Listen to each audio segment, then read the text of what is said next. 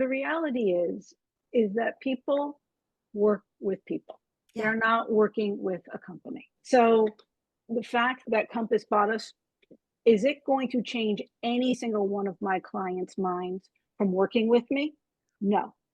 Is it going to have someone call me up and say, I want to work with you because you were purchased by a different company? No. At the end of the day, this is a person to person interaction, relationship driven business. Whatever name is on your card, the important one is your name.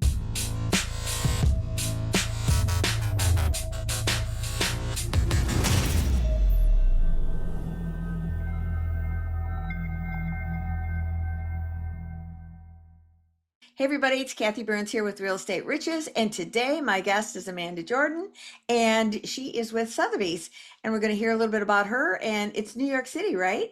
Absolutely. Thank you so much for having me, Kathy. I'm Sure. so excited to be here. I know, I'm excited having you. There's lots of questions I've got, so I can't wait to get going. And as you know, as I was just explaining, this is just a casual conversation where we're just learning from each other, different tips. I just recorded a previous podcast, and it was with a real estate attorney on all kinds of components with trusts, and you're under contract and one of the person's passes. How do you handle that? All those different things. So it's just great insights that we don't learn in school. You got either hard knocks or you got things like this. That sounds fabulous. I'm going to listen to it. I think that's going to be very helpful. It is helpful. Well, I wanted to ask you, like you mentioned, you'd been in the industry, what, 10 years, but I have a little history behind that. Kind of tell us a little bit about you. Absolutely. So I grew up in New York City. I'm one of the few people that actually grew up in the city, Wow. born and raised Upper East Side. Went to Hamilton College, and after Hamilton College, I worked at Morgan Stanley, and Mm. I was in their sales, trading, and research recruiting. First for analysts, which is right out of college, and then associates, which are MBAs. And that was an incredible experience. I was there for about 7 or so years. And that really was my foundation, not only into the corporate world, but how to do sales. You don't think about sales and a financial institution, but recruiting people is all about trying to understand who they are and fitting them into the puzzle. Where do you match best? What are your interests? What are the skills that are needed? And really building relationships. And that really was the cornerstone of my entire career. After being at Morgan Stanley, I was enjoying it, but I was getting the bug to do something a little bit more entrepreneurial. It is very easy to call somebody and say, I have a job at Morgan Stanley. Everybody's taking your call. There's nobody that's saying, no, I don't want to hear what you have to say. And I really wanted to hone in on some of those other skills. I wanted a little bit more of a challenge in the recruiting world. So I went to a search firm, which was probably, an incredible experience where I recruited both bankers and, McKinsey, Bain, BCG consultants into corporate jobs. So I had to learn how to get clients, both that were candidates and that were companies. So I got to work with places like Morgan Stanley, but also American Express was a client of ours, and some of their subsidiaries. So it was so much fun, and it was a great learning experience. And then I transitioned into real estate, which was a family business. I transitioned the same reason everybody, because they wanted the lifestyle. They The wanted supposed control. lifestyle. Exactly. That's the dirty secret. um, and so I've been at Sotheby's for the last 10 years, focused on New York City, Manhattan specifically, and generally speaking, the high end. But obviously, just like all brokers out there, we'll service all clients. But just given our market, I would say most of the homes that we are working with are in the 4 million plus range. Nice. Oh, love that. So, you know what's interesting to me? I've heard that Manhattan is like its own MLS, right? Its own little city of its, like, world of its own, right? It is, and we are probably the only place that doesn't have a real MLS. Yes. So, I mean, we are back in the dark ages compared to what you guys have. Each brokerage has their own internal system Hmm. that they talk to one another, but there isn't a formal MLS. Oh, So, there are sort of the Zillows of the world. They bought something called Street Easy, which is, consumer facing, but it's not required to put listings there. So so each person is, trying to figure out what is the comprehensive list of listings. I mean, what's the comprehensive group of listings? And so you have to talk to other brokers. You go into your own system and you go into the consumer facing system because once again there are no real requirements. I mean, most people put everything everywhere, yeah. but as we're going into sort of these new ages, there's a lot of changes that are happening, and the good news is that we're used to it in the city. Yeah, yeah. I've always heard that it's pretty unique and challenging, but I didn't realize to that level because you're kind of like Europe. Yes, but we are very similar to Europe. The Yeah. other thing that's interesting about New York City, which is different than in most other places, is that we have most of our inventory are co-ops. We've got co-ops, we've got condos, and we have townhouses. So Yeah. townhouses is your straight up home that you're selling. A condo, every city really has condos, but a co-op is essentially a leasehold property. So you're buying into a corporation. There's a board process. You could be accepted or you could be rejected. They interview you. There are financing requirements, and each building can have different types of requirements. So when you're working with both buyers and sellers, you need to understand the dynamics of the building so you can make sure you get to a successful sale. Yeah, it's so interesting. My grandfather was the first president of the Builders Association in Michigan, Oh and wow, he brought co-ops to Michigan because condos were illegal. So he brought. interesting. I know everyone I tell that to, I said I never heard Why of. were they illegal? I don't know, but they were not in Michigan, and so co-ops weren't either. So they somehow got co-ops to come in. And my father was a builder too, and so they only built co-ops all around the Metro Detroit area. And I didn't think that was any big deal. You know, I'm just the daughter. That's what my dad built. And but I remember the challenges of buying one. And at that time, maybe the price point was smaller. Well, obviously it was. But they had to pay for the whole thing. There was no financing. But many buildings don't allow financing. Yes. So it's still to this day. So each building can really choose how much financing they will permit. And I would say it generally speaking, obviously there's exceptions to the rule. 50%, it starts at around 50%, and then it goes down from there. Yes, there's a few that will allow 75, 80%, but you know, most are 50% and less. And it's just a different world from people who are experienced homebuyers. They don't necessarily understand the nuances of the co-op world. Whereas if you are born and raised in New York or you've been living in New York, you do understand it and appreciate it and are okay with it. Mhm. But we are going through a time where the city is really having some issues with, is this the right structure? And there's no real way to change it, but there's definitely changes that are coming down the pike with co-ops, and we'll see what happens. But it's an interesting beast for people who just say, "Hey, I want to buy a second home. Can you tell me where we can buy?" And then you have to get into the nitty gritty before they even see an apartment, because you can't really take them to many places if they don't sort of match the needs, or what they want want to spend doesn't match what the building will allow. Right. Well, and you really earn your commission on that one because it's very involved. Oh my goodness, these board packages, they want to know everything about you from birth up until that day. I mean, years of tax returns, letters of reference. I mean, they get into every possible thing you can imagine. And trust me when I tell you, I could write a book about some of the funny stories that they've asked for.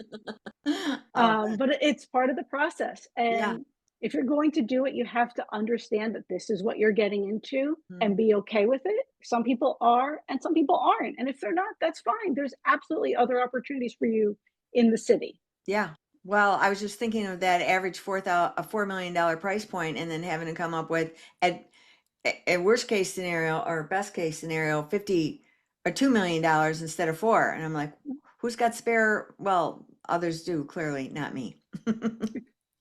Exactly. Now you can obviously get them for less. I'm just saying, most of the market that I end up working in happens to be that market, but there's obviously a very robust under $4 million market. Yes, But yes. the board gets to choose.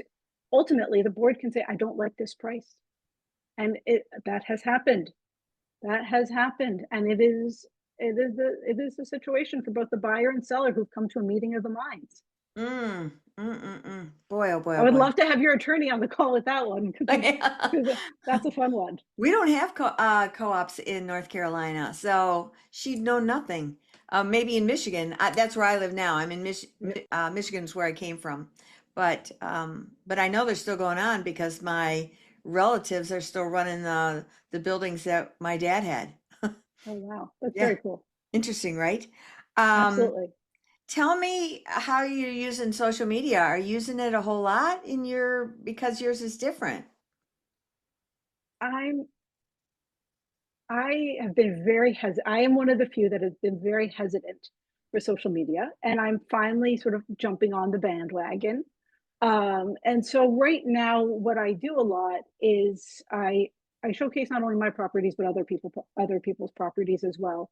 But I'm starting to get more into it. I'm this year, one of my goals is to have a much more concerted focus on social media. I have just been one of those people that's just very hesitant to to be on social media just because a lot of my clients are private. I'm private, and I understand that that's a unique dynamic for real estate where you need to be out there and screaming the loudest. But you know, it is a goal to be out there more, just trying to find a way to be a little bit more authentic about it. As I've looked at other people's social media, you know, I just want to make sure that what people see is me and not something that is just something that they want to see. Well, I think you are content rich with opportunity without having to, um, you know, talk about other clients specifically. I think you've got lots of stories that you could talk about. The co-op's a perfect one, where I you're did doing, one on them. Yeah, I did. I yes. did the difference between a co-op and a condo. Exactly. I think that's what caught my eye because I went on your social media. I like to get a feel for what people are doing on social media. And I think I connected with you on LinkedIn too. Um, because I'm a huge fan of LinkedIn, especially for your price point. LinkedIn is a power source for you. And the ideal one is to do articles versus posts. Because when you do an Interesting. article, you automatically have to do a summary post. And Okay. when you do that, you want to build that article so that it's AEO and SEO, that whole piece, so that you're doing it. But what's powerful for you is that's your target market. They're there. They're there on I steroids. know.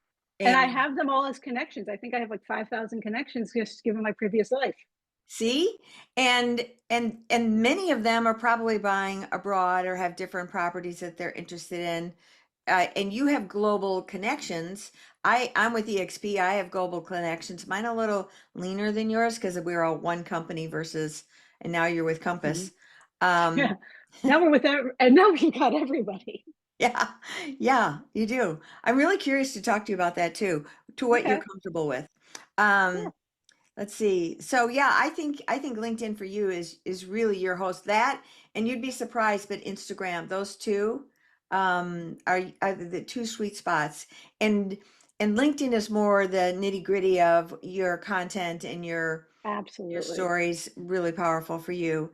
Um, but you also talked about building relationships, which really makes sense to me that that's your focus because that's how you have long-term clients is when you build relationships.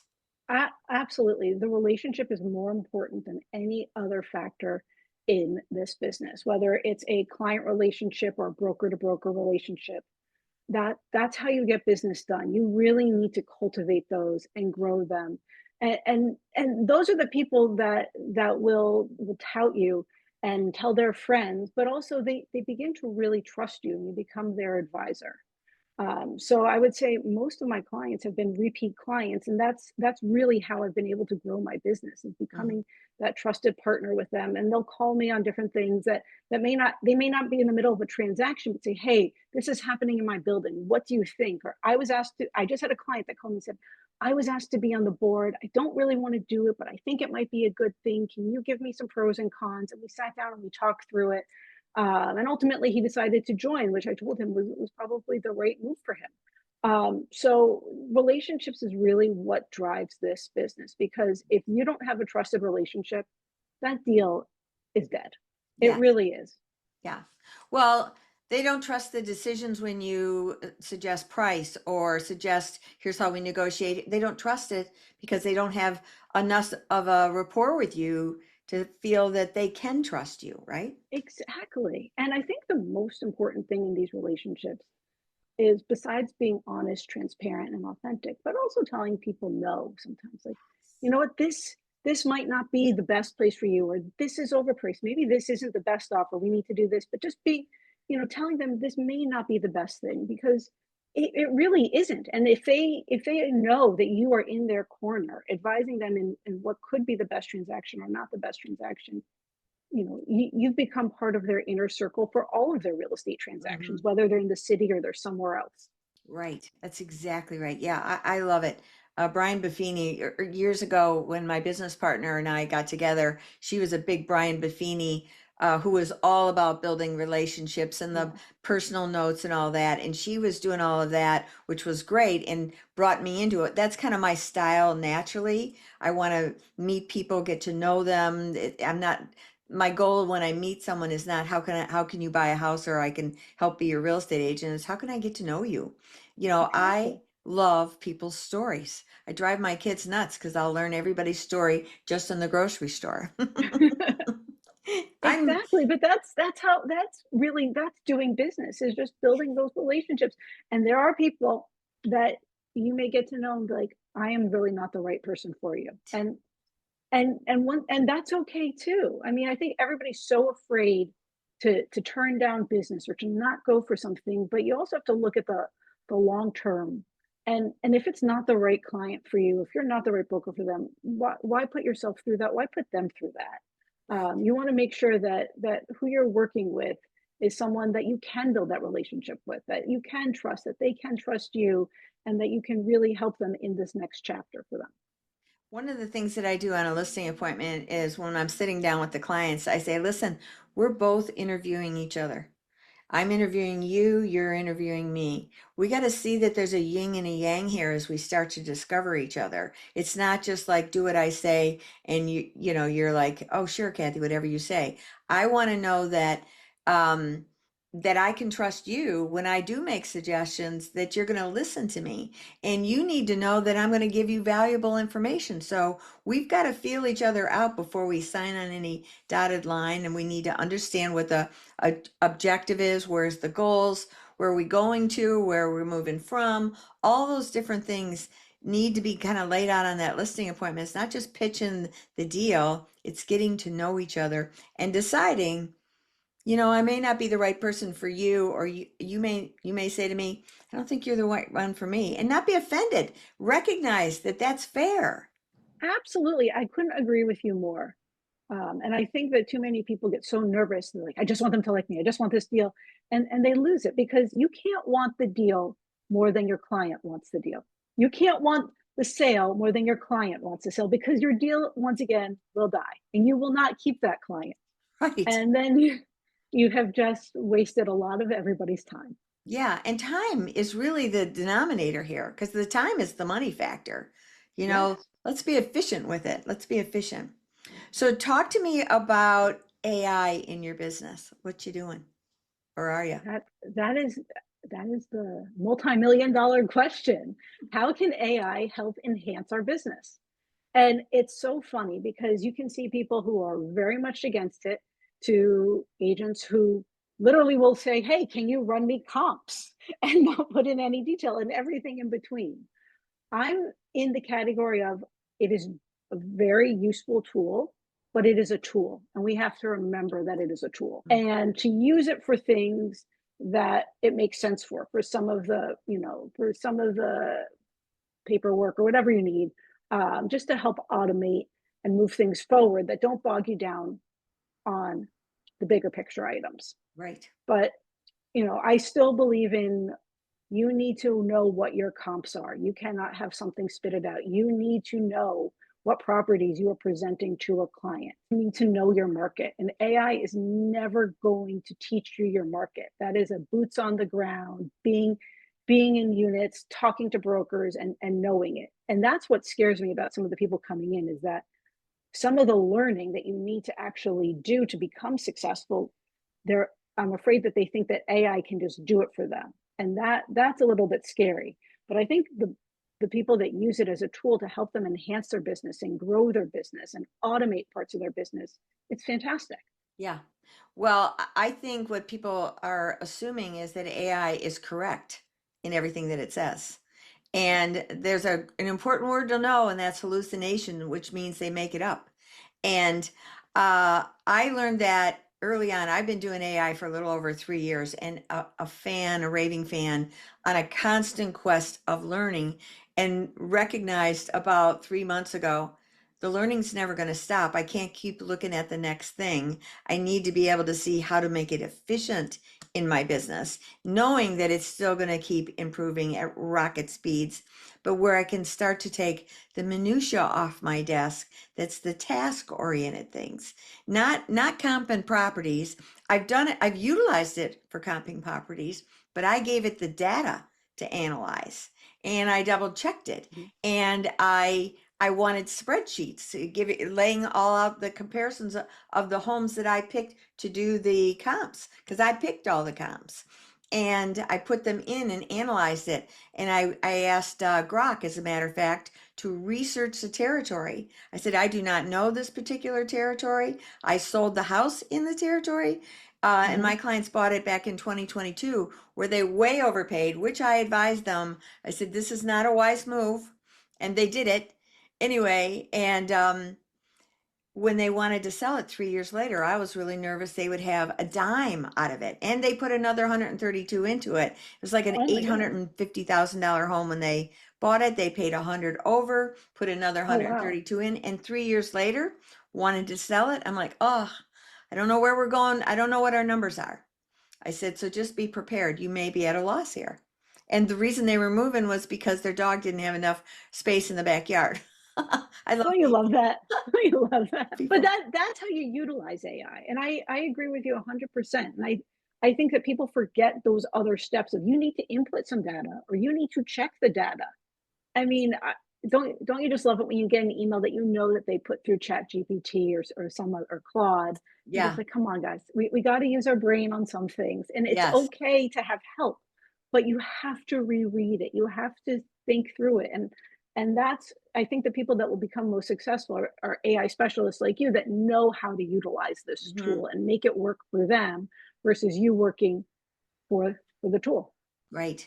I'm working with a coach, Carrie Sove, who's an international speaker and trainer for all kinds of AI, and was a full-time realtor, got into AI, now does AI where she's teaching it, teaching the systems how to work it, how to make it work for you. And last week I probably spent 20 some hours learning the basics of some systems that were going to create AI agents for me for my Okay. Claude in cowork, if you know what I'm talking about. Yeah, I know And exactly what you're talking about. okay, Yes. good. And I was exhausted from putting all the pieces together for it having the content that I was feeding it so that it would have the right data to be able to do what I needed it to do. Not just it go grabbing stuff. I'm inputting data on steroids and then It create. likens it to a new hire. You know, when you hire Yes. somebody and and all of a sudden you feel like, well, it's easier if I do it because it's going to take less time than me to teach you to do it. But once you teach them to do it, you see the rewards and you reap the benefits. That's what exactly what you're saying feels like to me. It's like trying to teach somebody how to Yes. do something. Yes. And the first task that I gave it to, I was like blown away. And then I created a dashboard that reviewed all my emails of the priority of things coming in. Because email reading is a total waste of time, yet you got to get to the meat. And Yes. It analyzed all my emails, brought the ones up to the top that knew that would probably be important to me. I could review them, yes, no, wanted to answer an email for me. I reviewed it. Okay, that one works.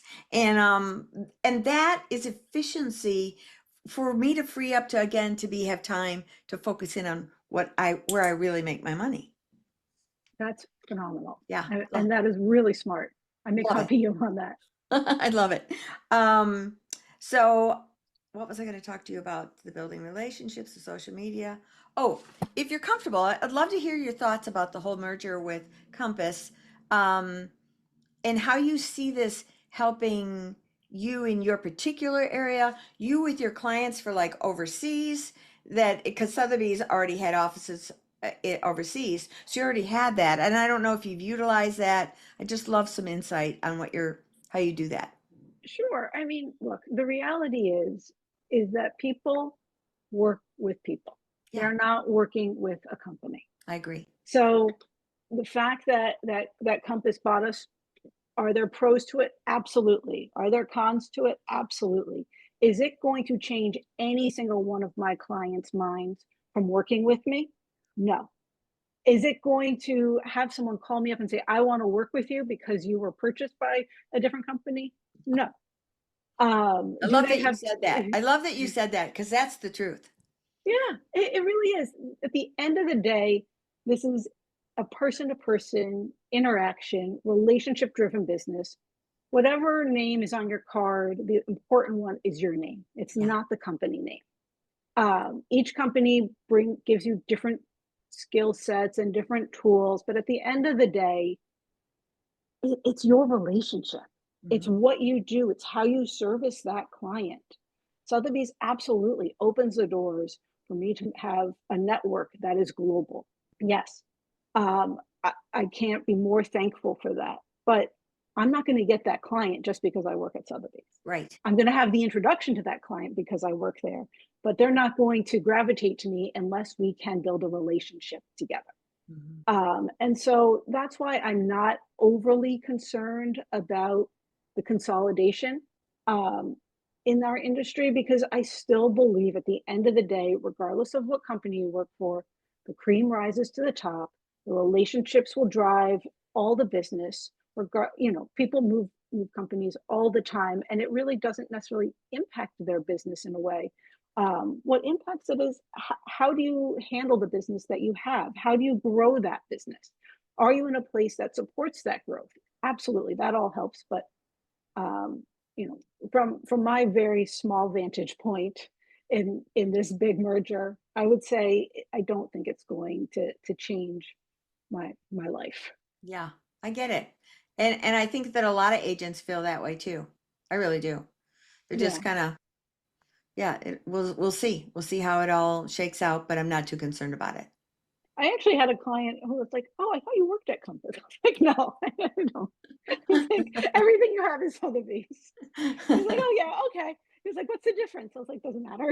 Like, no, there's no difference. I love that. I love that. And Yeah. so, I firmly believe your clients just want you, and that's really what is the most important thing to them. They want you to help them in a period of time where they are going to be stressed, where they are nervous, where they have expensive assets that are on the line, and they want a trusted partner, as we talked about in the beginning, and everything comes back to that in this business. Yeah. Well, years ago when real estate was not internet related, even after the internet came in, it was always the company sign with company phone number with the company front desk. So you had phone duty like crazy, and that's how you got Yes, your leads. And so the brand of the company made more sense when it was done like that versus now where you put your own phone number on your own sign and it's got your name on it and it's got Sotheby's or EXP on it, but you're branding yourself more now versus no, absolutely. yeah, the phone duty, it made more sense because, matter of fact, I picked Coldwell Banker when I first got my license because I knew Coldwell Banker from my hometown and I called the main number and they wanted me and I'm like, okay. I didn't even research it because it was new to me. And but that was and I did phone duty for many years to try and build a business just because people were calling wanting that Coldwell Banker brand. Absolutely. And I think that probably worked and it helped you really grow your business. It did then, yeah, but now But you now don't. phone, we don't even have phones in our office. No. You have a cell phone. So I agree with you. It's all about personal branding. It is. And I mean, right now, I think every agent has their own website, Yes. right? I mean, there Yes. isn't an agent out there that doesn't. Yes, could it be tied to your companies? Of course it is. Some are, some aren't, but and always has your company logo, but it's about who are you and what do you stand for? And it's less about who do you work for. And I think that as we go into this whole new world of real estate and the consolidations, it'll keep being that way. People Yeah. need to differentiate themselves, Brand and they'll yourself. find ways to do it and reinvent themselves and brand themselves in a way that's sort of authentic to them. So as people are going through their website or their social media, they can start to figure out what makes more sense because they're not calling. They're probably asking Claude or Chat GPT, and then they're going to go through your social media, your LinkedIn, your website. Right. Right. Or they'll ask their friends, which is really what we want them to do. Yes. Right. Well, this has been great. Any last minute tips for our guests here? I would just say building a trusted relationship is the most important part of this business. Listen to your gut, follow your gut, build those relationships, and the business will follow. I agree. I agree. Well, thank you so much for being on here, Amanda. Thank you so much for having me, Kathy. It's been a pleasure. Well, that's another one wrapped up today here. I hope that you subscribe and stay tuned and listen to lots more. There's so many good agents on here sharing all kinds of great content, and hope you stay for the next one as well. See you on the next one.